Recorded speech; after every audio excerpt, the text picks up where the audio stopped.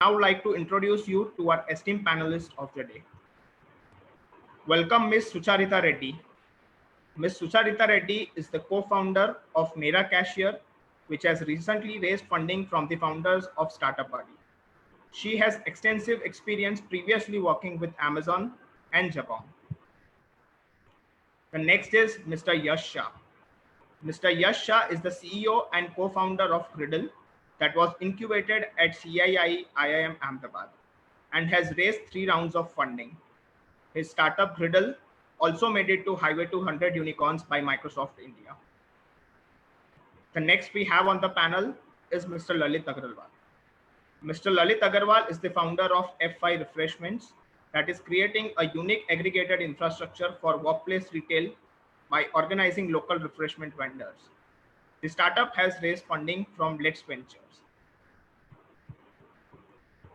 Now, I would like to open the arena for our speakers. First of all, I request all the panelists out here to briefly share their growth stories, focusing on the founding team, how did it all begin, the funding they received, and the milestone they have hit. First of all, Yash, I would like to start it with you. Sure. So thank you, Faraz, for inviting me and having me today. So a very quick introduction. Basically, I have 2 other co-founders, me, Abhishek, and Anupama, and 3 of us have been friends since school, and we were always working on side projects on school and college, and then even after college, and when we were at our different jobs as well. And one of the things that we realized was that it was taking a lot of effort in just having to work together, right? So we were using a host of different tools to work together. We were using Skype, email, WhatsApp, Facebook, Dropbox to kind of work together. And we realized that, as 3 friends who are trying their hobby projects are facing this difficulty of working together, then companies that are actually building bridges and buildings and stuff like that, they might also be having a similar issue. So we started with that as a premise that enterprise collaboration is broken as of now.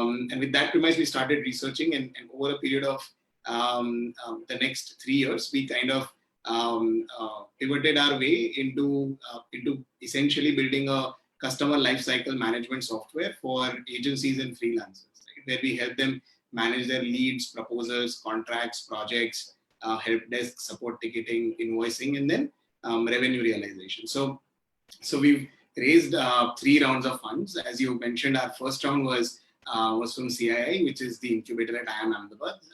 That was about 10 lakhs, which was when we were at our idea stage. The second round that we raised was from a group of angels. And that was about 65 lakhs. And the third round that we've raised and closed recently is about 6 crores from a VC. We are about 44 people now, 44 people team now, serving close to 50,000 odd users globally, about 1,600 enterprise clients. And our largest markets are Australia, Europe, and Southeast Asia. So I think that kind of pretty much sums up a little bit of introduction about us and the organization. Great, Yash. Thank you so much. Now, Sucharita, I would request you to share in your story and your part of milestones, fundings, and achievements that your startup has done. Yeah. Hello, everyone. A very good afternoon. So I and we are 3 co-founders who run Mera Cashier, and it's a digital Bahi Khata for that matter. To put it in a 1-line sentence, it's for any person who uses a manual Bahi Khata, he can actually use Mera Cashier and reduce his time and effort and increase efficiencies for in that matter. So the way we started was I and Sunil know each other for the past 8 years. Both of us had worked in Jabong for a long time, and both of us used to report to our CFO at that point of time. And we used to work on a lot of automation projects, like automating the entire, multiple processes in finance and in other verticals, I would say. So that's how, we had worked very closely, and we knew how automation can help any businessman for that matter. So that is how we are pro automation people. And the second, like, there were a couple of instances we started, like, I remember one instance very clearly, like that made us look at this space more keenly was, like, one of our personal accounts was stuck with one of our local grocers, and it was close to 25,000, and it was not the intent of not getting the reconciliation done. It was only the time and effort that the reconciliation has never happened. And we also saw how relationships are such, like, businesses basically in tier 3 cities run on relationships. And retention, like credit, people give credit so that they can retain customers, retain relationship with their customers. The only problem with maintaining credit is the ledger, how to record and recovery. So recording the credit and recovery are the two biggest pains. And then when we started exploring the market, we spoke to Vinod again. Vinod, like, even though all of us were working at different places, we still got in touch with each other and spoke about this entire space again. And we thought, like, let's give it a shot. And then we spoke to Gaurav also. We got him onboarded by January 2019. And by February, we had started working on it. And by July, we launched. So, our initial funding was with friends and family, I would say, like Vinod Aprol had also invested in our company. And along with that, some of our ex seniors, like people to whom we have reported in our earlier companies, they have invested, and a couple of friends.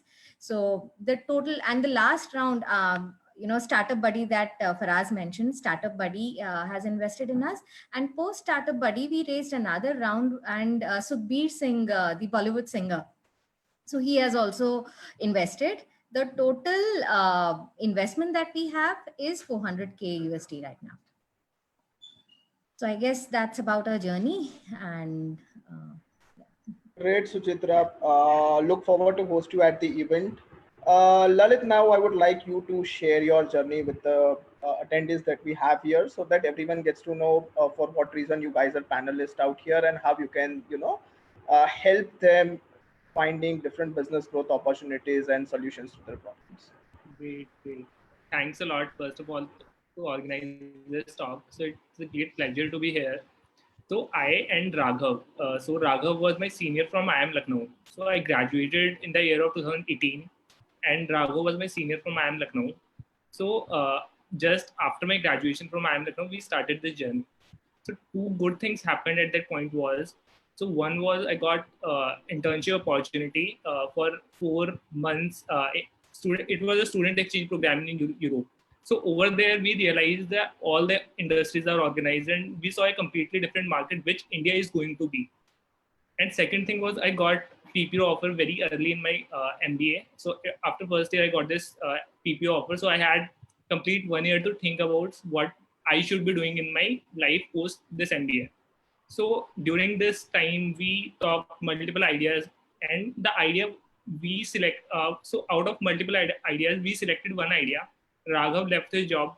He came to Lucknow, and in the Lucknow market, we did the pilot of this opportunity. So I believe one of the most important factor while choosing which things to work in is the time. So time at which there are a lot of a lot of startups, a similar type of startups goes in a particular time frame. So we realize this is the time in which every unorganized real estate is getting organized. Oyo is organizing the hospitality sector, Lenskart, the optical segment. So every real estate sector was getting organized. There are a lot of players. Recently, there was a deal between Jio and the Facebook to organize which will help them organize the household retail. So one of the market that we identified was the workplace retail. So when we went in the market, when we realized how the local shops, which are traditionally in the workplace, they are not running very efficiently. So most of, for example, the basic refreshment, which is tea. So they are preparing it in an open. They are using plastic bags for the packing part. And most of them don't have the capex. Most of them, as correctly identified by Suchita, that they don't maintain ledger. So these businesses are not running very efficiently. Then we tested our business model to some of the shops over there, and we increased their earnings by approximately 30 to 40% within 2 or 3 months. Then we realized that these guys have the massive potential, and the customers' habits are changing. Customers are becoming more brand conscious. They are going towards more hygienic ways. They want good products, good services on those shops. But these shops are not able to cope up with those changes. So we realized that we can bridge between the gap between the customer's expectation and the supplier side. So that is something that we are doing right now. So it's been 2 years, and 2 months back, we closed our first round. So it was a 3.5 CR round in which there are a lot of good entrepreneurs, venture capitalists, startup buddy, and Let's Venture participated in this round. So it was, and we were frankly fortunate to close this deal just before this epidemic started. So right now we are in a good position in which we are strategizing a lot of things, and I think yes, that is from my side. Great, thank you so much, Lalit. Now I would like to throw a few questions at our panelists. Starting with you, Yash. During this lockdown, how can young entrepreneurs work on their idea or their MVP and can kickstart their business to get the initial traction?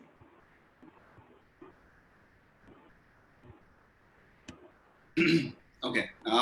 There are a couple of things, right? So first is that if you're at so this is a time when I would urge that you may want to look at as much as possible, you may want to look at survival through this time frame and not necessarily focus right away on growth if you're an early stage company, right? So if you're an early stage company, it comes with a lot of assumptions. So a couple of assumptions are that the proof of concept might not be there, or that all the assumptions may not have been validated, right? So if you're a little late stage company where you already know who your customers are, you already have an internal process, you already have all of those things, then this is a great time to go ahead and start growing, right? But if you are kind of product or traction stage, then the idea should be at this point of time to validate as many assumptions as possible, right? So focus as much as possible on building and doing research, right? So that is one. However, there are a couple of factors that might help at this point of time in terms of growth, right? So as an example, if you look at, so since people are spending a lot of time at their home, the ad inventory of digital ad platforms has increased, right? So it's a lot more. And because of that, the prices of running ads, so something as simple as click-through rates or cost for 1,000 impressions, they've reduced on, I mean, it is different for different keywords, but on an average, they've reduced by 40%, right? So what previously you would pay like 100 rupees for 1,000 clicks, now you've got to pay somewhere around 60-65 rupees, right? So the cost of acquiring your customers or cost of at least branding or telling people that you exist out there has reduced a lot. So that is one. Second is that this scenario also offers you to position yourself in a different way, right? So as an example, one of the things that we did at Griddle was that, so our target market is digital agencies and companies that offer professional services, right? So IT service, digital marketing, HR, and so on and so forth, right? So one of the things that we started doing was we started building a community around how can agencies help each other. We started offering a discount on our product so that it could help their subscription costs, help our customers' subscription costs. We started doing webinar series around how other agencies are dealing with the COVID-19 pandemic and so on and so forth, right? So positioning yourself in a way that you're helping your customers learn and grow and understand as to how other people in their same ecosystem are dealing with the crisis helps as well. Right? So these are a couple of pointers that I would recommend, but I would recommend only and only if you already have a proof of concept that exists and processes that are set. The other aspect of it is that while your sales pipeline, so let's say if you're a B2B company much like us, right? So while your sales pipeline may not close because people are not wanting to spend right now, but since people have a lot of time at their hands, this is a great time to reach out and demo your product to them, right? So So currently, their attention is not divided amongst 10 other things, right? So if they're looking out for a product or a software or anything that you're offering right now, then this is a great time to essentially start building top of the funnel of your sales pipeline, right? So you'll not see enough conversion at the bottom of the funnel because people don't want to pay right now. So the sales cycle will be longer. However, the top of the funnel can be actually made much broader, right? At this point of time. So these are a couple of pointers that I have on how can an early stage company or a company that's offering product or service may look to grow at this point of time. Great, Yash. Thank you so much for your insights. Some learning for the startups and founders who are looking for going out in the market, setting up their new businesses, working on their ideas and MVP. Now, I would quickly like to know from Suchatra, should businesses focus on new products or services type, or should they work on growing their offerings within their product type? Uh, See, there is no one particular formula for anyone. It depends on the market and the customer requirement. Like, for example, this COVID, the situation that we all are in now, there are so many opportunities in healthcare.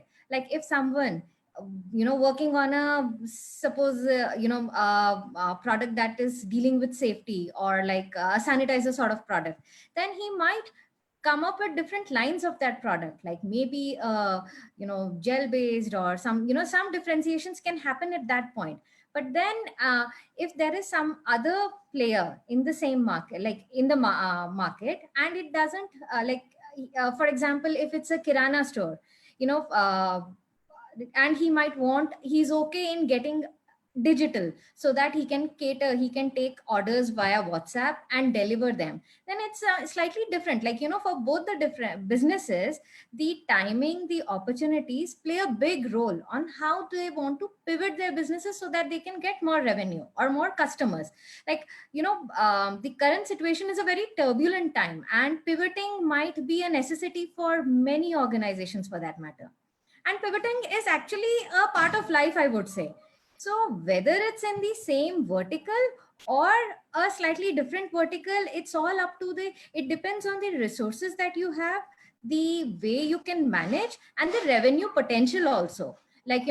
For a small time gain, you need not make a revolutionary change. But then if it's a long term gain that you are seeing, and if it's a step by step change, then you might as well invest in it. Like, for example, digitization. Digitization will eventually happen at the kirana stores as well. So, and this is a good opportunity right now for all the kirana stores to get digital, start taking orders via Google spreadsheets, or via Google Forms, via WhatsApp, and then start catering to them as well. And there are multiple apps also which provide billing and invoicing facilities as well. So and for others, a slight shift can also work. So all in all, there's no one set formula. It has to be looked at different parameters: the market potential, the change involved, the capability or the technology changes that involve, and then obviously the road ahead, or what do you call yeah, as I mentioned, the market potential in the first thing. Sorry. Yeah. Thank you so much, Sucharita. So the takeaway for everyone here is look at how your business operates, look at the sector that you are working into, the way your market is behaving. Try to see if adding a product into current product type would be helping, or you should go about extending the product with and going ahead, launching up different products as a part of your long-term strategy. Invest wisely into your products, because the products that you build should last longer. Now I would take this up to Lalit. Lalit, could you please help the participants understand how do you foresee the hospitality, travel and tourism segment? Some suggestions for the businesses into these industry or the industries that have hit hard, how they can bounce back using the strategies. Okay. So as you correctly pointed out, so this is some of the very last sectors those will be opening up.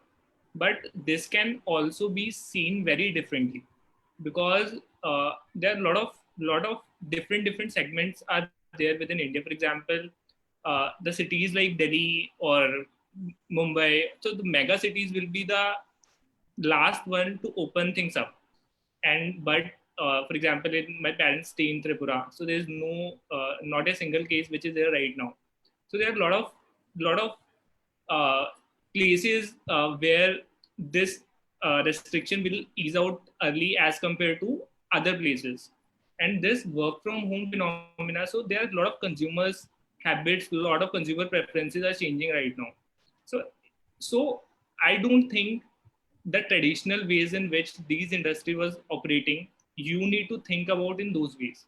You can think about something different. For example, some of my friends were discussing about, so if I have to work, so let's say if after some point of time there might be a uh, there might be some move away from restriction in Delhi NCR. So people might work from home, but they might to prefer work from home from somewhere else, not in Delhi. They might want to stay at some other location, maybe in some hilly areas for 1 or 2 months, and they want to work from home that place.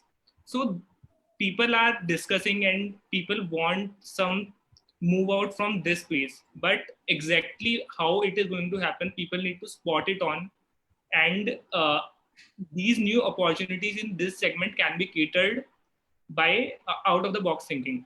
So not in the traditional way, but I believe there are a lot of changes that will be coming up by different ways. For example, there was one more article I was reading about New Zealand. So New Zealand, I think they right now they have their 1 or 2 cases of coronavirus, and the New Zealand guys are opening their, because 10% of their economy is dependent on the travel and tourism. Similarly, Australia is another country in which they have taken very huge steps, and there are also very less cases in Australia. So I think within a week or two, these two countries will open up their restrictions. So this might also happen once there is a bit less restriction on India in India. So people might move from one region to another specific region. So there might not be a travel from Delhi to, let's say, a remote state, but travel from a specific geography to some specific geography can be there. So people might have to tweak their business model according to the broader picture that will be coming up. Great, great. Thank you so much, Lalit, for your insights out here. Now, I would like to go back to Yash. And since Yash, you mentioned that have you guys started working together, just want to understand from you how do you see the work from home as a cost saving strategy for the startups with smaller teams? And could you please suggest some ways how they can do this effectively and grow themselves? Yeah, absolutely. So there are so work from home. Actually, we've been around for about 5 years now, and we never worked from home before, right? And so that was essentially because we were, as an organization, we were a little nervous as to what might happen, and how do you keep track whether people are working or not, and so on and so forth, right? And so if you're a small team, like 5 or 6 people team, it may not be a challenge, but as in when you grow to 30, 40, 50 people, it starts to become challenge because there are multiple levels of hierarchy, right? And so we never just gotten around to working from home, but so this happened, which essentially forced us to do that. And so starting point. So the question was, how do we monitor whether people are working or not? So the starting point was, instead of bringing in any sort of monitoring tools, let's just start with trust, right? So let's trust other people, and then let's see where it goes.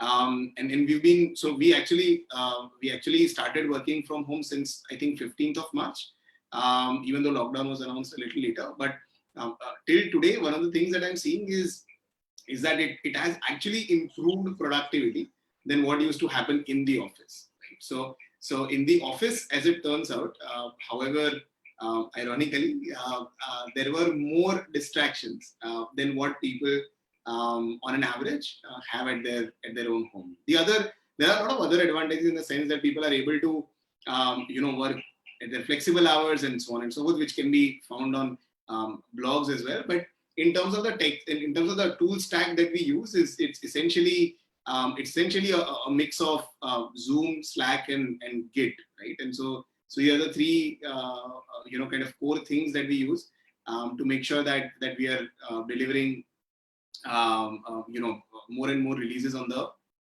product as well. Another kind of a side benefit that I had not considered is also this, that now I'm paying rent for the office, yes, but I'm now not paying any electricity bills, right? I'm not paying chai, coffee. I'm not paying all of those costs, right? Saaf safai ka cost and all of that. So there's some amount of overheads that has been taken away, right? So so that has actually cut costs for us as well, and that too significantly, right? So the other thing that I would recommend is that working from home is great. So let's say if you're working and there are two parts of your of the work that you do, right? So the first part is where you've got to come up with ideas, brainstorm, have discussions, and come to conclusions, right? And so these discussions and brainstorming and whiteboarding sessions, they may not have a binary answer, right? It may not be as simple as black or white, and so genuine amount of conversations need to go into it, genuine amount of context has to be built around it. And then the second part is where you're doing work that is task related, right? So you have very clear point A, you have very clear point B, and then you've got to go A1, A2, A3, and then you arrive at your main point. So one of the things that I realized is that work from home is, at least for us, work from home is great for the second part, right? Where the task is absolutely defined, that this is how it is right now, and this is how it should be. For that, work from home works best. For the first bit, which is where you've got to have genuine discussions and conversations and build context, it's proving a little difficult as of now to make those decisions. However, if you are willing to go on to longer meetings and forget that you are not in physical proximity, I think you can overcome that as well. And so that's basically how we've adopted working from home. And for smaller teams, it's actually even more easy, right? Because the decision making is much more quicker. You don't have to talk to three people before making a smaller decision, and then three people don't need to be available at the same time, and so on and so forth. So it only gets easier as and when you get smaller. Thank you so much, Yash, for your insights. Two things to take from here, the 2 points that Yash have highlighted. One is you should start trusting your team when you're working from home. That's important for you at this point of time. And the second thing, the work from home becomes easier when you guys have a task that could be tracked. The places where the task couldn't be tracked, long meetings could help you guys. And so never forget the rule one, that is trusting your team. If the task is not, you are not able to track the task. Now throwing my questions at Sucharita, how can businesses effectively leverage benefits of digital marketing and more so social media to grow their business in the current times? Yeah, so currently I would say digital marketing is the thing to do. Like, how will you connect with your customer? You cannot go offline and connect, right? So digital marketing has to be focused on right now via emails, via SMSs, via any other WhatsApp, via Facebook. Companies can do this Facebook live sessions once in a while and address those the concerns if they have an active customer base, then and intimate those customers that we are doing a Facebook live. Then a lot of customers, and now is the time to engage with your customers, because now they'll have the time away from their day-to-day jobs, and they might be able to focus on what you are actually trying to tell them, how your product is going to benefit them. Now you'll be able to engage with them much better than any other time, I would say. So I understand that businesses have taken a huge setback because of COVID, but then having said that, let's look at the opportunities that this time is posing. So it's a good time to connect with them, retain them, engaged with them, like send app notifications if possible. So these are some of the ways that I have been talking. But then otherwise, there are some free mediums are definitely the first ones, since, a startup will be cash conservative at least. So try to use all those tools to the maximum efficiency, like be it Facebook or WhatsApp, making WhatsApp groups if possible of the customers so that they can interact, or if one of the team members can join them and give them tips on a daily basis. So those things can be done. You can actually tie up with influencers, because a lot of times what happens, if some third party comes and tells about your product, that it's a good product, then it leaves a good impression with the audience. So that can be looked at, if influencer marketing is something that can be invested in, I would say. So that is one digital marketing technique, at least for that matter. And it helps actually reaching to the right audience. But yeah, digital marketing actually starts with content and the audience that you want to target. So the starting point will have to be the content, like as crisp, as precise that you can make it, and sharing those creatives at the right places, like via Google or Facebook, via the specific locations, or the specific places where your target audiences would most likely be present.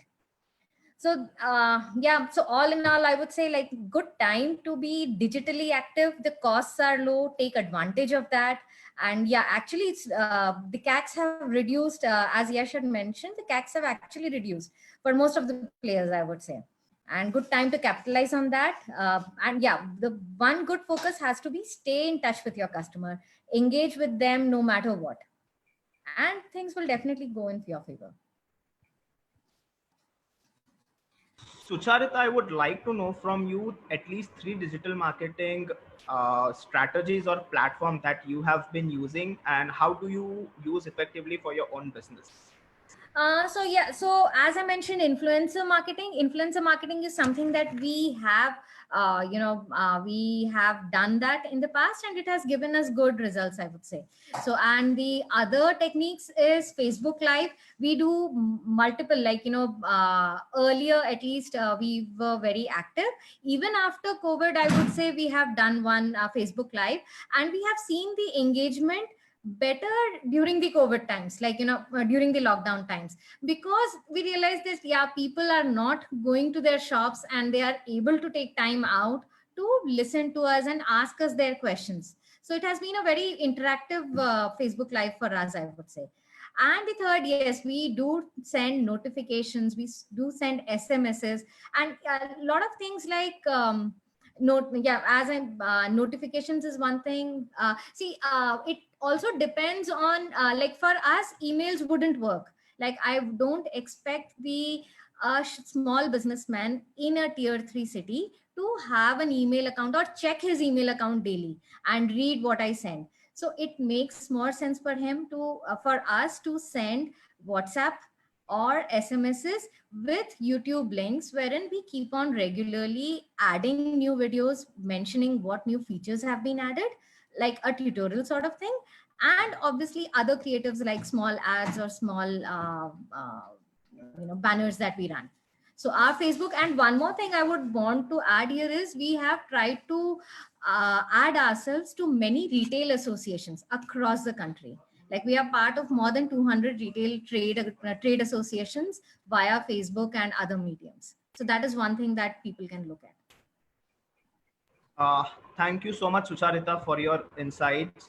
And Sucharita has well shared with us some growth hacks that they have been using for their own business to grow their customer base as well as retain their existing clients. Lalit, would you like to share a few growth hacks from your end as to what works for your business and what not?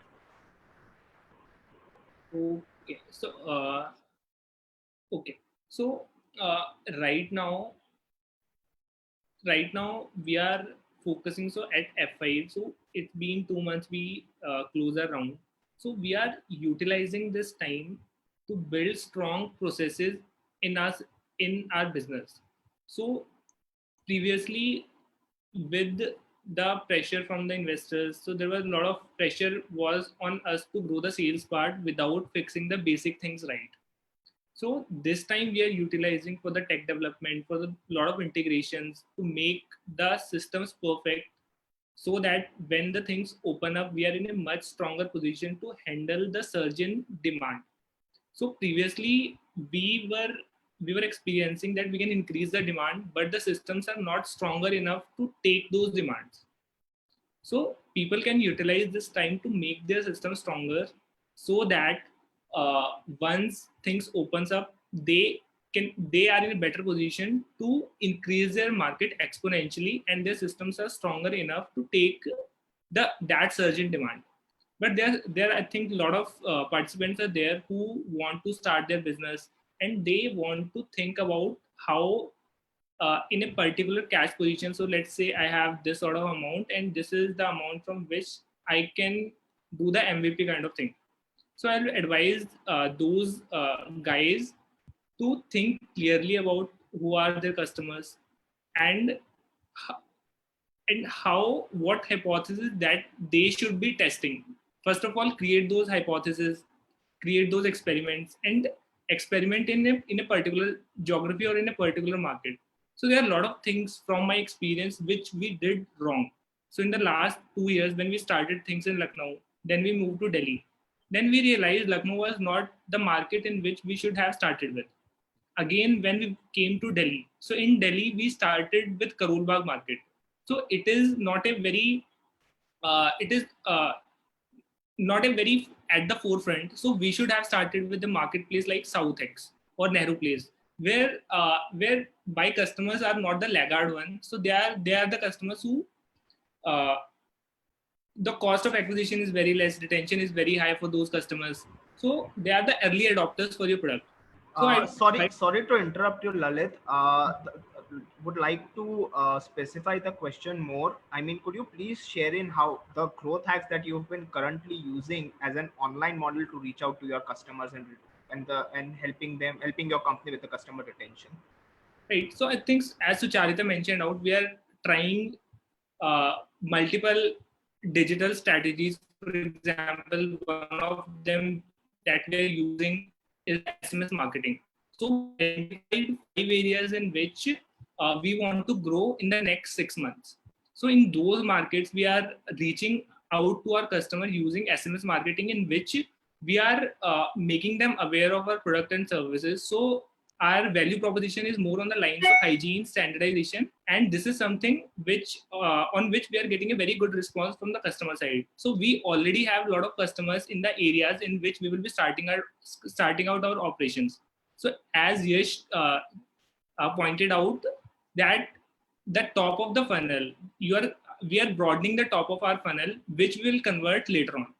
So using SMS marketing, using LinkedIn handles, using Facebook handles, we are engaging our audience, we are engaging our customers into our value proposition, and we are creating a customer base which can be easily convertible once things starts out.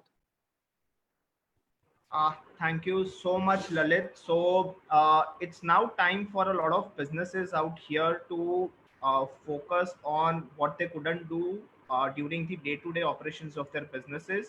And it's now time to work on your platforms, your tech, strengthen it to manage the surge in demand that might come up once the lockdown has been lifted. Yash, same question goes to you as well. How do you effectively use digital marketing, and 3 growth hacks that you would be using to grow your business during this lockdown? So basically, we've one of the calls that we had made a couple of quarters ago, like 6-7 months ago, was that through any digital format or any digital asset that we have, we don't want to talk about our product or its benefits or its features or anything like that, right? So we essentially, so the number one thing that we did was we essentially want to start creating content that will help our target customers. So instead of saying that, hey, Gridle helps you send invoices better, or like follow up on invoices, or Gridle helps you send proposals and XYZ. So writing content or anything around that, we started writing and we started creating content in the genre of what are the 5 tips for writing proposals that close, right? Or sending invoices where you don't have to set reminders, or what should be the reminder frequency and XYZ. So essentially identifying what questions do our customers face on a day-to-day basis, and trying to answer those questions either by ourselves or through the research that we do, or through interviews or partners that we have. Right? So that was the number one thing that we did. Okay, stop talking about the product and start talking about things that our customers actually want to know. And then in the process, if they come across the product and if they like what we have to offer, then they'll go ahead and sign up, right? So that's one. The second thing that we started doing, and this is very specific to internet businesses, but the second thing that we started doing, and that's getting us traction, is we started pushing our existing users to review us on different platforms, right? And so basically, let's say if you sign up on Gridle today and if you continue using it, then like 2.5 months later, you will start receiving an email from us, which will ask you to, which will actually reward you to do an honest review about the platform on different existing sites, right? So like on Trustpilot, on Capterra, on Google Reviews, and so on and so forth. So even if you go to the Gridle website, the first thing that you see after the top header is what is our rating over there, and we ask them to write honest reviews, right? So we don't say that, hey, if you write good things, then we'll give you the incentive. We ask them to write genuine and honest reviews, where they go ahead and write whatever their experience of Gridle has been, and then we would publish it even if it is negative, right? And then we would give them an incentive, and so the incentive could be in terms of X number of users free, or X amount of file space, or X number of proposals, or whatever, right? And so that incentive would build on top of the product. The third thing that we started about a month ago, and it's just started picking up for us, and hopefully it works well. And so the third thing that we started doing was, so these are the reviews, right? So these are actual reviews which are available on those websites, and if you scroll up, then just after the first kind of a fold, you will see, so these are the review platforms. It's Capterra, Google, Trustpilot. These are the top 3 kind of review platforms specifically for software, right? And analogies can be made for other sector of companies as well. The third thing that we started doing was trying to establish a distribution channel that meant that we don't have to go out and sell. And so it's been about a month since we started this. So we started building a proper affiliate platform and an affiliate community as well, where we enable other people to sell our product to their existing customers, right? Against a commission which typically ranges anywhere between 15 to 30%, depending on the time that you've been with us and depending upon the amount of sale that you've done. So I think these 3 things are working well for us now. So just to kind of review, one being writing content not necessarily to promote the product, but helping our target market and our user base. Second one being incentivizing existing users who are in love with your product. So he mentioned early adopters, right, Lalit? So early adopters are people who will buy in your product very quickly. So you will not have to put in a lot of effort to get their buy-in. And they'll be the last ones to churn, right? So their retention is fairly easy as well. And those are the people where you want to push them to spread the good word about your product as well. And the third thing being kind of finding out what are different ways of distributing the product. So one of the good things that I had, and so this is me, I don't remember who said this, but this is me quoting someone else. So one of the good things that I had read somewhere was that first time founders are obsessed with their product, and second time founders are obsessed with their distribution channels, right? And so how do we distribute the software more is what we've been working on. So these are the top 3 things that have worked for us. Great, Yash. So talking about my experience going on the Gridle website, the first thing that caught my eyes was that reviews that have been shared by different people. I mean, there were a lot of reviews. So one good growth hack that people can pick up from here is tell your existing clients to review you. A fair review would help you a lot to gain a lot more customer and trust of the customers who would want to join you further, right? The next question I would like to put forward to Lalit is, how can you keep your operation cycle going with a limited cash flow in these times? And where do you how do people find new avenues to grow their business with this limited capital? Faraz, I'm sorry I'm interrupting, but I think I'll have to leave. I have another meeting in another 2 minutes or so. Great. Thank you so much, Sucharita, for your time, and it was lovely hosting you. Before going, I would request you to at least ask one question to our fellow panelists that you would like to know from them as a growth hack or something that could help you in your business further. First of all, thanks for this opportunity. It has been great coming and sharing what we have done and knowing about what Yash and Lalit have also done. And I would like to know a little bit about the hacks that, like for Lalit, especially, like, how since he has been targeting pretty much the same segment, however, the geographies might be different. So how have you been able to reach out to them? What was your first, since you are 2 years old, right? So you must have had some experiences that I'm sure will help us in our journey. So if you could share something of that sort, it would be great. So one thing we realized while converting to these vendor shop was something. So they are not very open to something which is very digital. So this is like changing their traditional habits. Correct. So century-old habits that we are actually questioning and asking them to change. Yeah. So instead of approaching those vendors with in terms of cost optimization or in terms of something tech products, so we initially focused on their revenues part. So we, with the same product portfolio, we bought them some additional customers. Okay. So there, for example, there are a lot of customers in that area who are using our services. So we brought those customers to one particular shops. So once they realize that these guys are good and these guys are increasing my revenues without any additional change in their current business processes. So once we developed those trust level, then it was very easier to sell them other platforms like the digital platform, for example, the POS system. Then there's a working capital management. So initially you have to build trust with them with something that they already know. Makes so sense. It worked very well with us. Yeah, that makes sense. Yeah. Great. So Yash, one question for Sucharita, please. Since she has asked one to Lalit, I would like you to ask one to Sucharita out here. So Yash will be asking, right?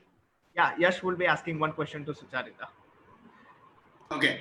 Okay. So here's a question that I have. So one of the major challenges, and this is something that we also faced, right? So we wanted to be a collaboration platform for everyone, starting with a very small kind of a ticket size. But the challenge that we saw, and we kind of ran away from it, was that how do we get the folks to adopt to digital processes, right? And so we tried doing that.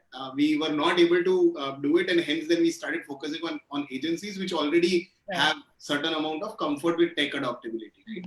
Or adaptability. So how have you kind of broken that nut, and how have you gone about it? So, it is a challenging space, I would say, and reaching out to customer who is not even in your city. You can't even, the only way of engagement is basically the phone or other digital platforms like Facebook and WhatsApp as well. Again, but then, I completely align that, it's a challenging space, but, trust me, things are changing. I don't know what, maybe the cost of data right now is the lowest in the world. And people, and in the last couple of years, Facebook and WhatsApp have made people digital. Correct. They have started using Facebook for getting orders, WhatsApp for getting orders, Instagram again. Like especially in tier 1, tier 2 cities, you see a lot of people running businesses out of Facebook and WhatsApp. And similarly, and that thing is actually going into tier 3 cities as well. And we get people when we get customer calls and all that.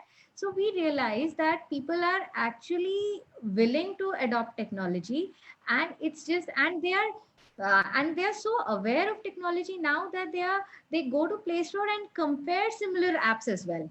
And then they call us up and tell that, this is the comparison that we have done. And it's amazing, like, you know. Oh, that's awesome. That's amazing. Yeah. Yeah, so I guess things are changing, and with you know, the turbulent times that we are in, things will change again. Like, you know, One there's more. a new normal that will be set now. So let's see how things go on. So it has been nice interacting with you guys. Same Yeah. I'll take leave now. Sure. Thank you so much, Sucharita. Thanks, Lalit, and thanks everyone in the audience. Thank you. Thank you. Thank you so much. Yash, to take the conversation that Sucharita has brought forward, recently we came up to the news of Facebook and Geo deal, as well as in the recent times we've heard about the deal that has been stricken between Amazon as well as Future Group, and companies like Zomato, Swiggy also jumping into the retail segment. How do you see the segment shaping, and what could be a few strategies to hold on to your customer base at this point of time in the particular segment?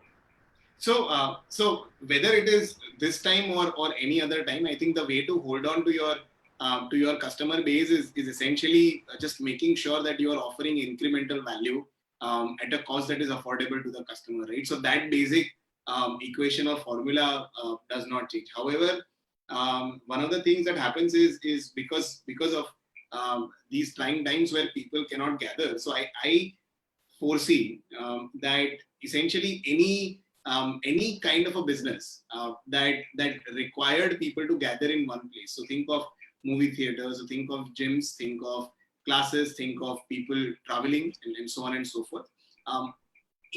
Anyone who's working in that industry and people who are supporting that industry, right? All of them will be pushed to pivot and change their business models. So I'll give you an example, right? So one of the key examples that came out while I was interviewing someone else for our webinar was that the gyms and the yoga studios have shut down, right? However, they are still functioning because they've now started offering classes on Zoom, right?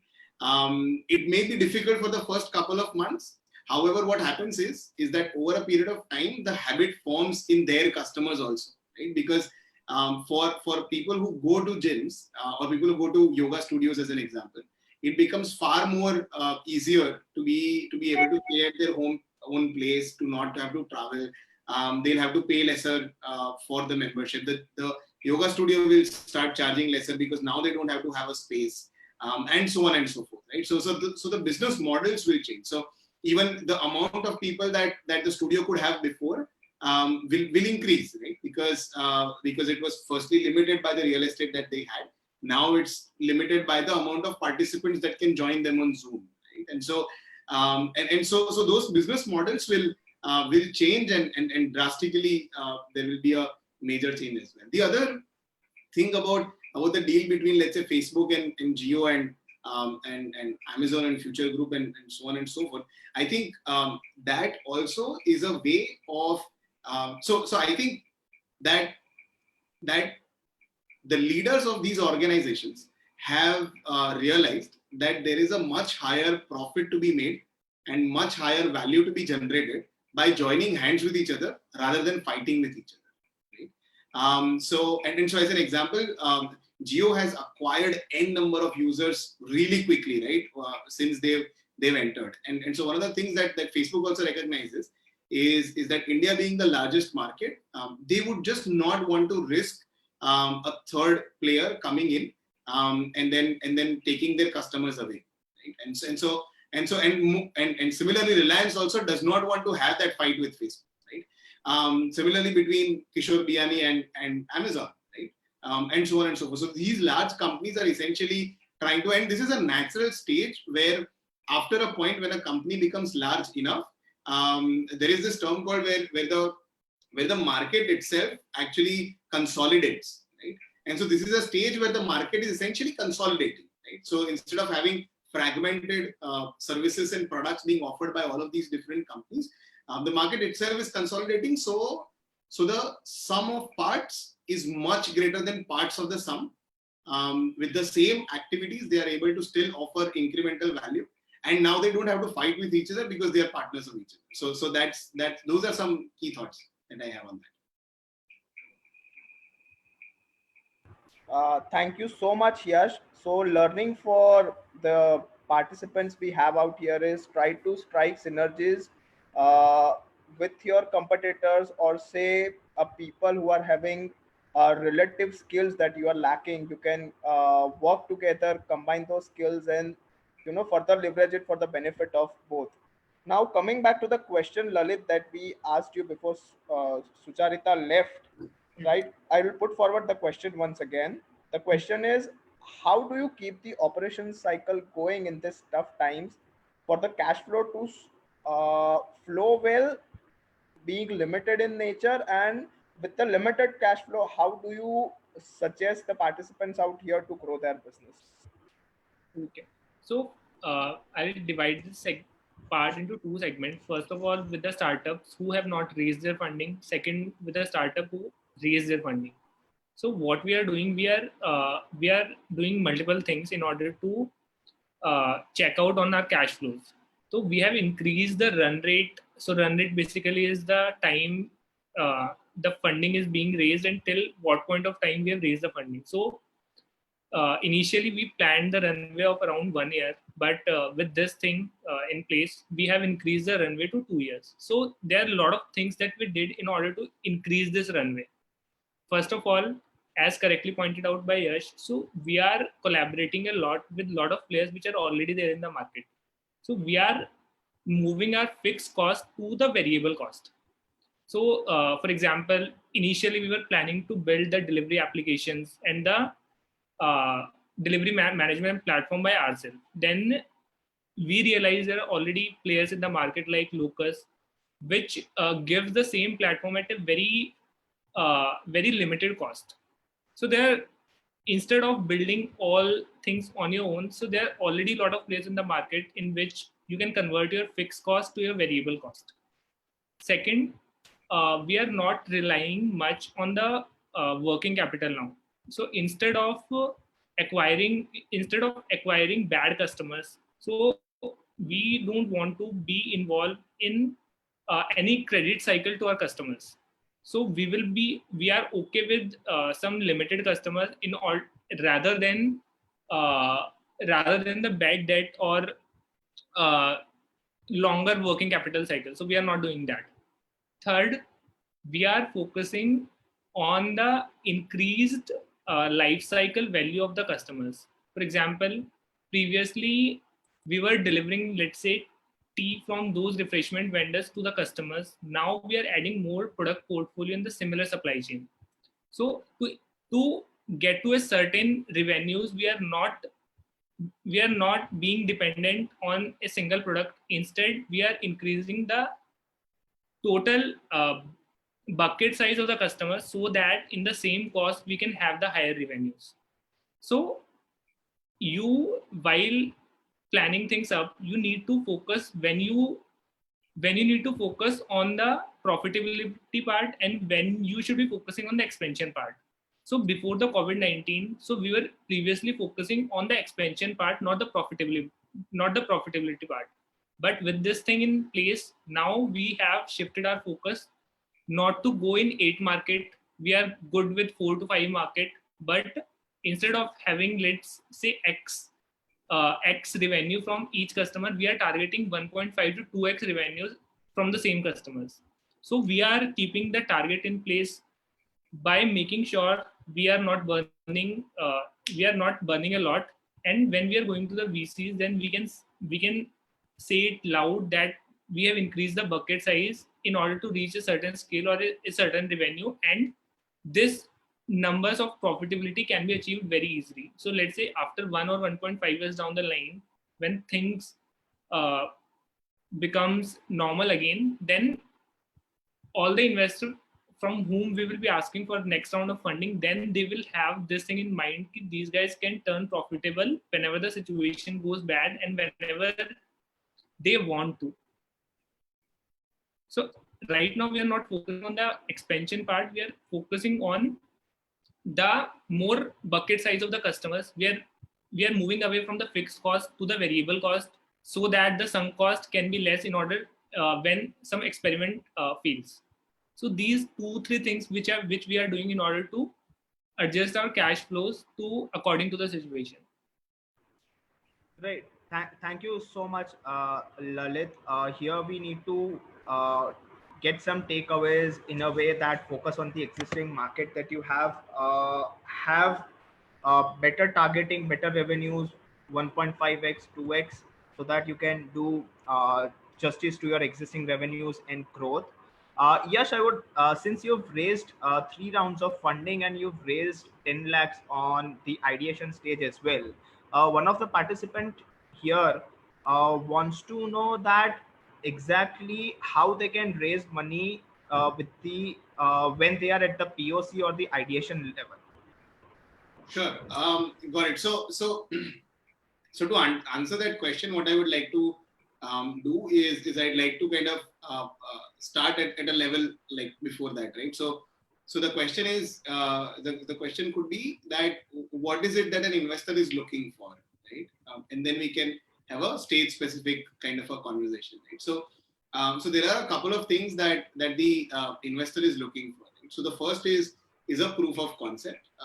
So when you start off with an idea or or whatever it is that you started off with, you are making certain assumptions, right? So if I'm selling a T-shirt, I'm making an assumption that people want to wear T-shirt, people want to buy T-shirt. This will be a good option for them at the price point that I'm selling, and so on and so forth, right? So I'm making all those assumptions, right? And so proof of concept is basically where all or most of those assumptions have been validated or invalidated.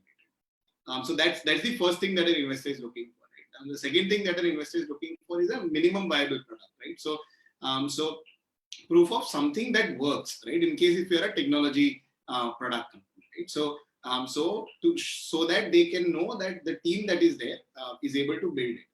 And the third thing that they're looking for is the startup and the organization that is ready for the money. So if the money comes to them, then they will be able to take the money, invest it, and be able to grow quickly. Right? So they're not looking for you to like start building a team right at that point of time. Right? So they're expecting that there must be some amount of operation and the money will be used for scaling. So these are the top 3 things that an investor would want to look at, right?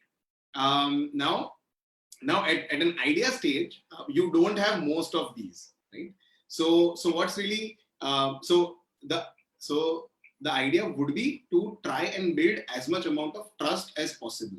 Now, what are the things that will build trust, right? So if you don't have the product, if you don't have paying customers, if you don't have a large team that is ready to kind of take the money and start, then there are a couple of things that you can do. So the first thing to build trust is to do extensive amount of research, right? And so not the research of the Google form wala type. You send the email or link to like your friends and have them fill out multiple choice wale questions, but genuine amount of research. So when we were starting Gradle, we spoke to about 200 people in 33 companies in 14 different industry verticals, right? To be able to arrive to where we had at that point, right? The second thing that you can do is build prototypes that are not working, right? And then show it to your potential customers in exchange of an LOI. So as an example, while I may not have the developer to be able to build the product or the first version of the product, however, I can have a graphic designer learn that skill and create wireframes of my product and then create a clickable prototype on tools like InVision, right? Which can then show to a customer how will this product look like.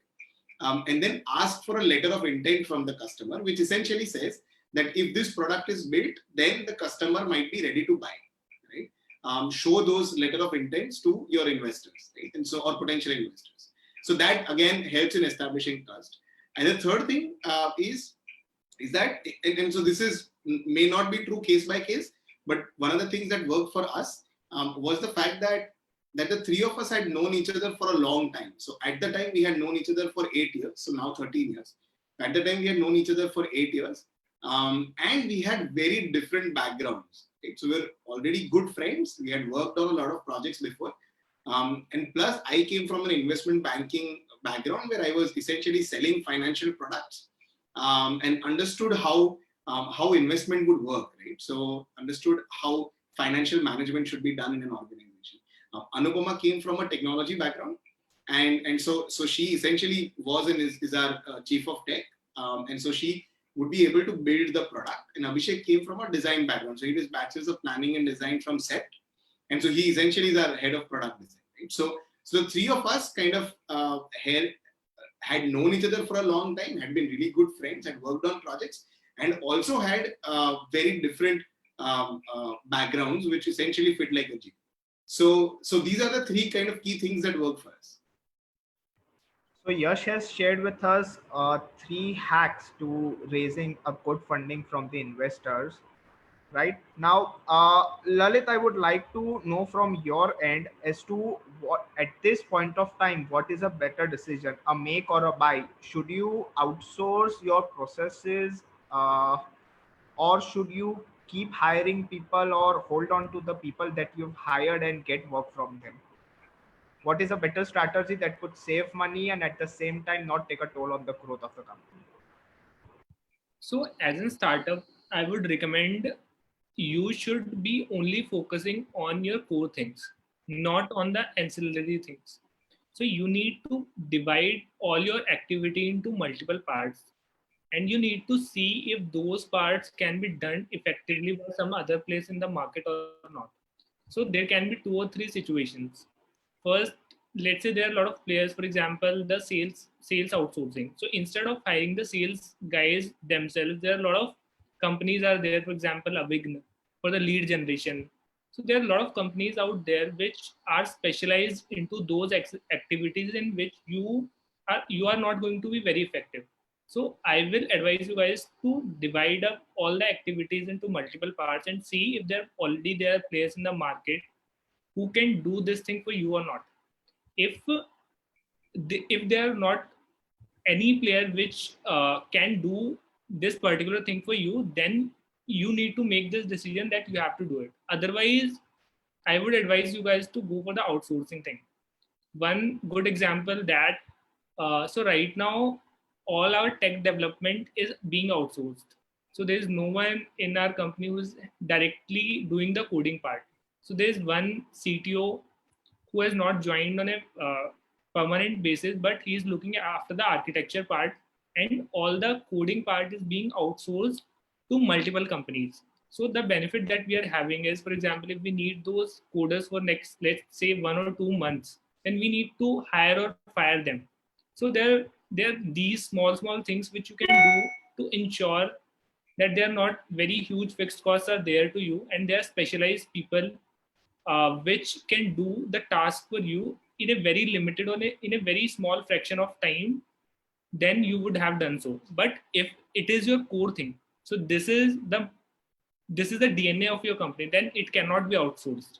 So you have to strengthen those DNA, and you have to focus all your energies on those specific parts instead of diverting your energies to multiple other parts on which there are other players who can do this more effectively than you.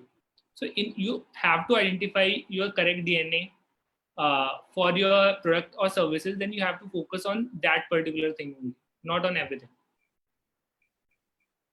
Lalit, before we wrap up, I would like you to ask one question to Yash. Okay.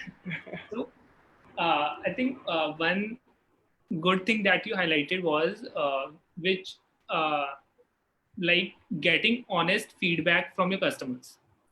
So how this came up on the ideation stage itself, and how you guys planned it up, what benefits that in terms of what idea that you guys had in your mind when you were implementing these strategies?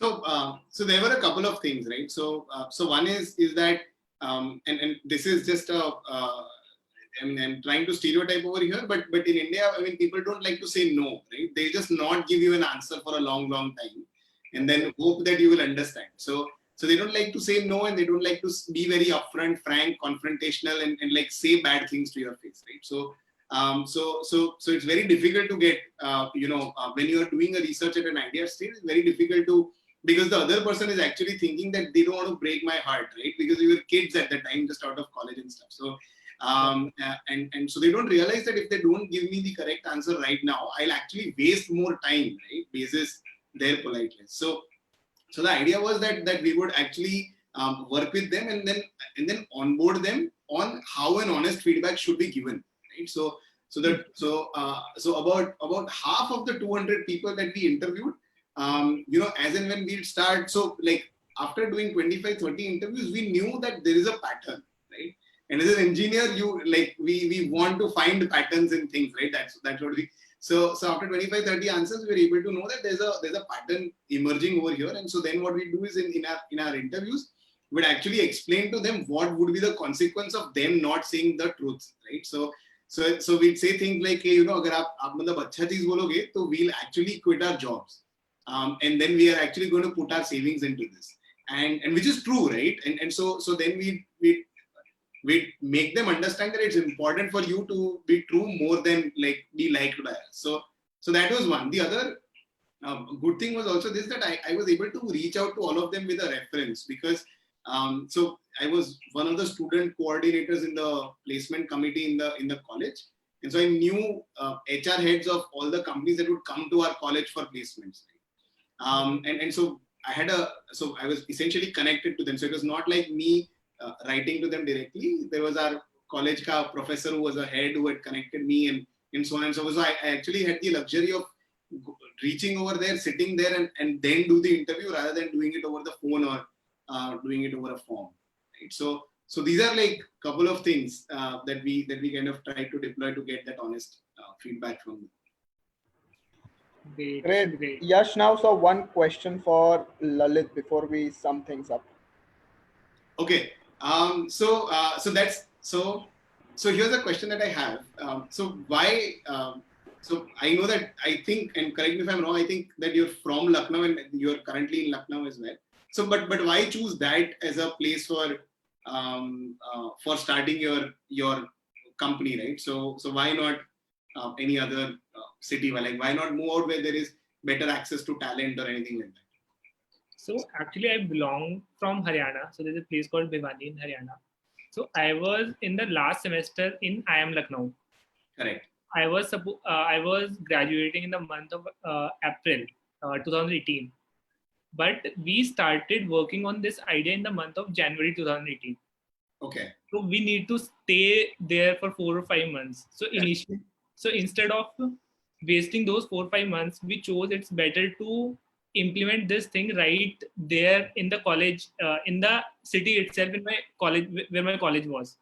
Okay. So I spent the most of my time in the last semester experimented on this idea. So Raghav also came back to Lucknow in the month of January only. So we were the last 3 or 4 months.